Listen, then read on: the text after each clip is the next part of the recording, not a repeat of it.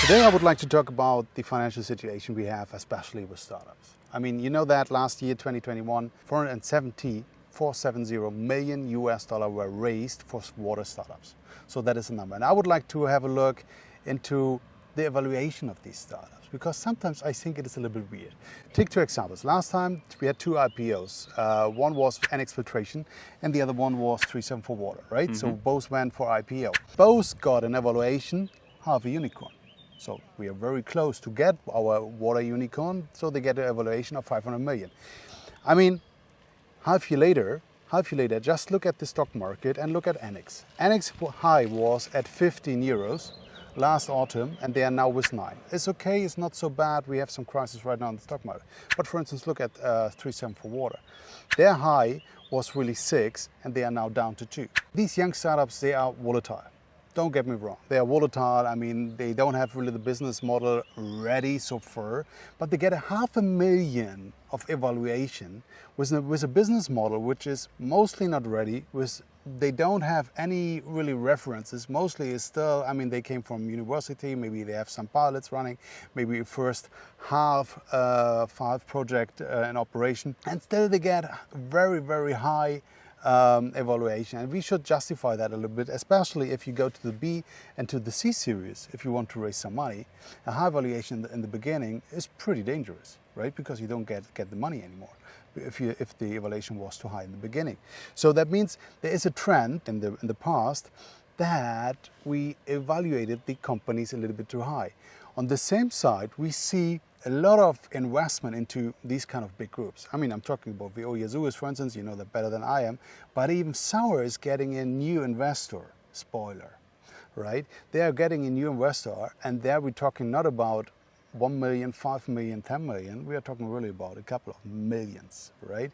So it looks like that also the trend goes a little bit away from the startup, that we have nothing in the middle. We have the startups which need the funding, especially in the A series, and then we have the big ones, right? Think about Grundfos, what Grundfos is doing and taking the entire market. At the same time, the companies who invest are either strategic or are investment driven. And that is an interesting fact, because I give you two examples for that. Investment driven investors who operate with the company mostly crash the company. And I give you an example for that.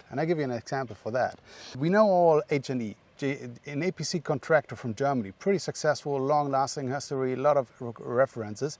And you could blame me and say, well, Björn, you're not objective enough because he was working for that. That's maybe right. That's why I would like just to quote a CEO from our industry, from a competitor of H&E, who said, he quoted that directly to me, "It is a shame what is going there at H&E right now with a British investor. They will totally crash this company." That was the CEO from a competitor from H&E saying to me, and he knows what he's saying. So that means we have a lot of investors who are just looking for the exit. On the other hand, for instance, we have Skion with Susanne Klatten. They don't have any exit strategy at all. So they are really going for a kind of strategic way. That means they built their entire system, their entire portfolio, and they don't look for the exit strategy. That's an interesting thing. So that means that is really a strategic look you can have for the companies. And finally, let's say even with the strategic investors, I'm not doing everything right? I mean, I just give the example of Nuterra, the German office of Nuterra. They unfortunately 2020 the entire facility burned down, and the investor took the opportunity, okay, take the insurance money, right, and get rid of the market. Unfortunately, after 5 years from red numbers to black numbers. So it was really a pain. That was a strategic investor. So all I'm saying is we should be careful with our evaluation for young startup. It could be pain in the end. And as well, we should have a look whether we have a strategic or we have an investment partnership, because that's two different approaches. So look at the valuation and beware of strategic versus investment approaches.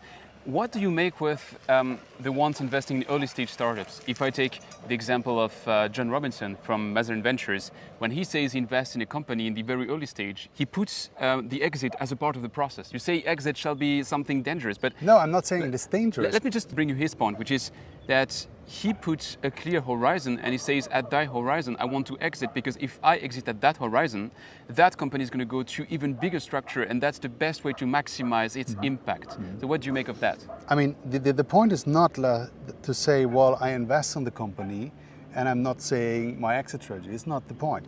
The point is, if you are, as an investor, going into a company and you're taking over the control, and at the same time you're just looking for the exit strategy, that is a dangerous fact, because then you blow up a little bit the company. So it's the combination of investing and with the exit in mind plus involvement. Exactly. Okay, I get you. And your point, if you go up into the early stages, into these investments, I mean, then yes, sure. I mean, this is part of the game. I would give you 100K or give you $1 million, right, to bridge it, or Series A fund, but I would like to have a convertible loan or whatever I would like to have my exit strategy, which is fine. But I don't, let's say, I'm not part of the game. I don't be so much involved.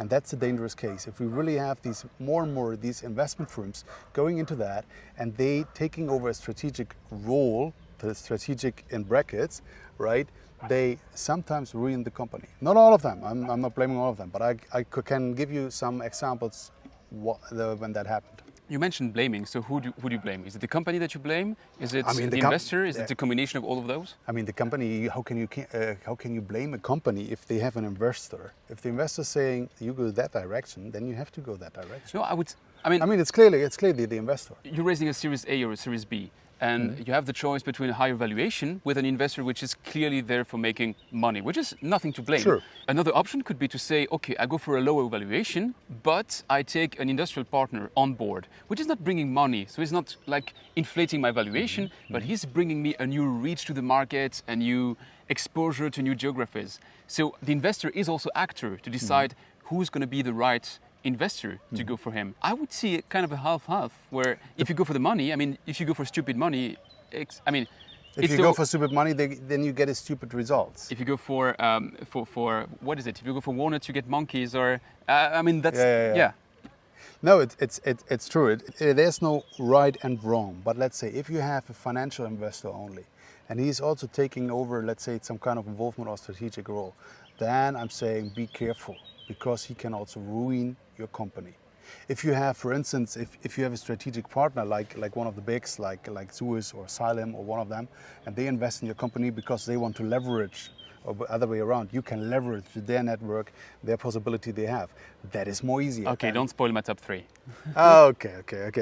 I have no clue what you're saying about your top three. But I mean, I really have the feeling that more and more startups coming up, cool startups coming up, they get money, they have the right to get money, and they need to get the money.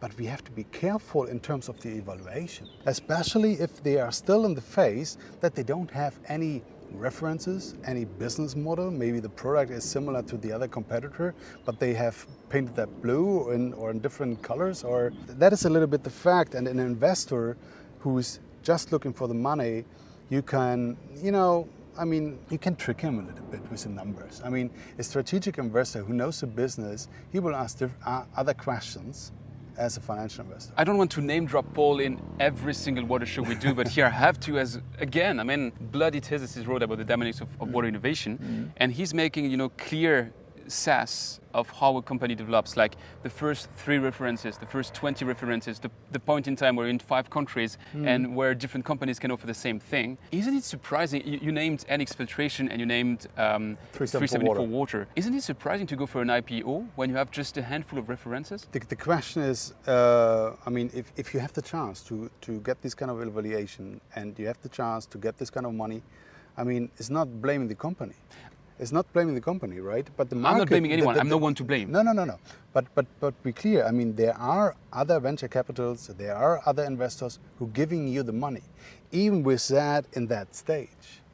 And how many companies we have seen who got a very high evaluation and disappeared from one day to another. And when you see that the ESG investment market is evaluated to be around $35 trillion, yeah, that's your number. Aren't you a bit afraid that I mean, it's 40% of the world's economy, roughly speaking. So it's even growing. I mean, when I mentioned that to Nicolas Lerabero, he said I'm probably underestimating. Yeah. So it might be even more than that. So all these $1 trillion need to go somewhere, and water is an obvious ESG. So sure, you should invest in water. I'm always saying, hey, we shouldn't overrate these kind of companies. We because it's not doing them a service. Exactly. Yeah, makes a lot of sense. Yeah, no, Björn, I don't have to disagree with you all the time. Sometimes you say things which resonate with me, and I fully agree with you.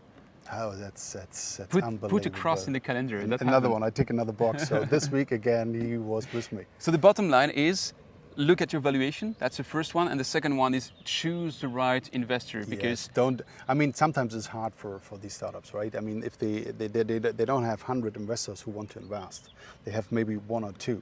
Right, and then they're happy enough to get the money. Otherwise, most probably they will go down. So, and they have to avoid that, and that's why they take the money. All I'm saying is, especially if you have a very high evaluation in the beginning, it will be pretty hard in the end if you need the B or C series.